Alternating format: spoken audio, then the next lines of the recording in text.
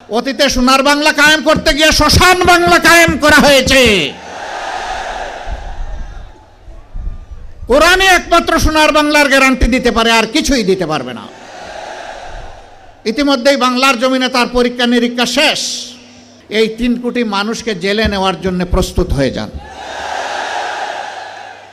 2009 সালের 10 জানুয়ারি আওয়ামী লীগ ক্ষমতায় আসার পর 2024 সালের 5ই আগস্ট পর্যন্ত যেই দলের সবচেয়ে বেশি সংখ্যক শীর্ষ নেতাকে খুন করেছে তার নাম হচ্ছে বাংলাদেশ জামাত ইসলামী। এক এক করে 10 জনকে খুন করেছে, আর আল্লাহ একজনকে বাঁচিয়ে রেখেছেন। তিনি হচ্ছেন আমাদের ভাই এটিএম আজহারুল ইসলাম। আফসোসের বিষয়, 6টি মাস চলে গেল, বাংলাদেশ ফেসিবাদীদেরকে তাড়ালো, কিন্তু ফেসিবাদের বোঝা এখনো এটিএম আজহারুল ইসলামের ঘাড়ের উপরে রয়ে গেল। এক এক করে জাতীয় নেতৃবৃন্দ সবাই বের হয়ে আসলেন, এখনো আজহারুল ইসলাম অন্ধকার প্রকোষ্ঠে থেকে গেলেন কারাগারে।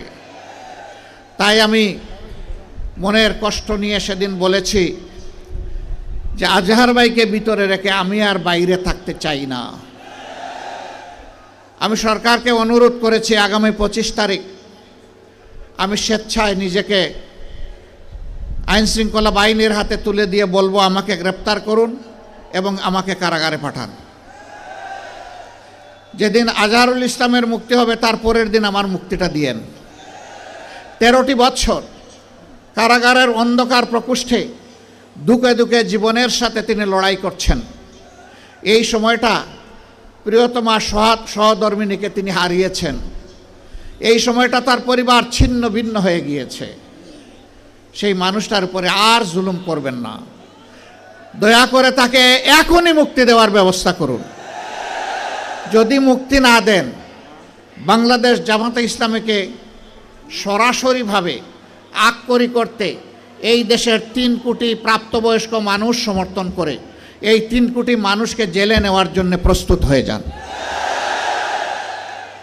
এখন আমরা যারা বলি যে কোরআন এক জিনিস, রাজনীতি আরেক জিনিস, না ভাই, এটা ঠিক না। দুনিয়ার সর্বশ্রেষ্ঠ রাষ্ট্র ছিল মদিনা কেন্দ্রিক রাষ্ট্র।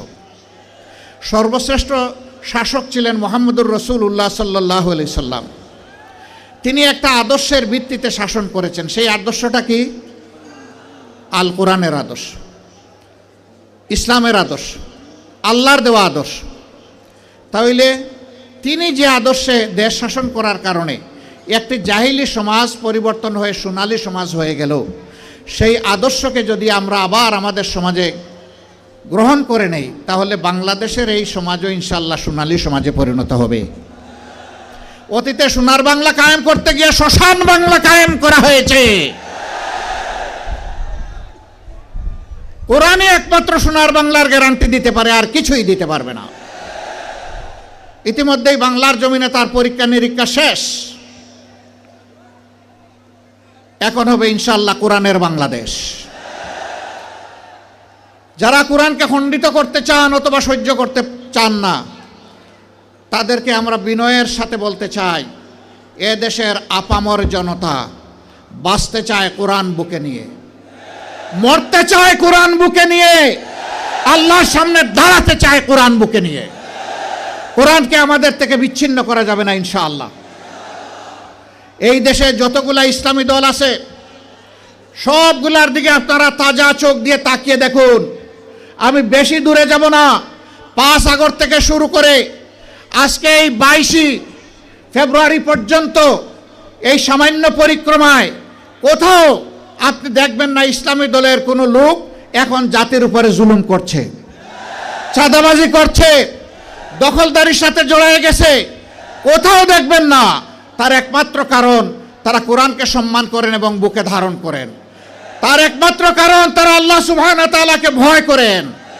যাদের অন্তরে আল্লাহর ভয় আছে, তারা মানুষের উপর জুলুম করতে পারে না। তারা মানুষকে ভালোবাসে, তারা মানুষকে শ্রদ্ধা করে। তারা দেখে না এ মানুষের পেশা কি, শিক্ষা কি, তার গোষ্ঠী কি, এইটা দেখে না। দেখে সে আল্লাহর সৃষ্টি আশরাফুল মাখলুকাত।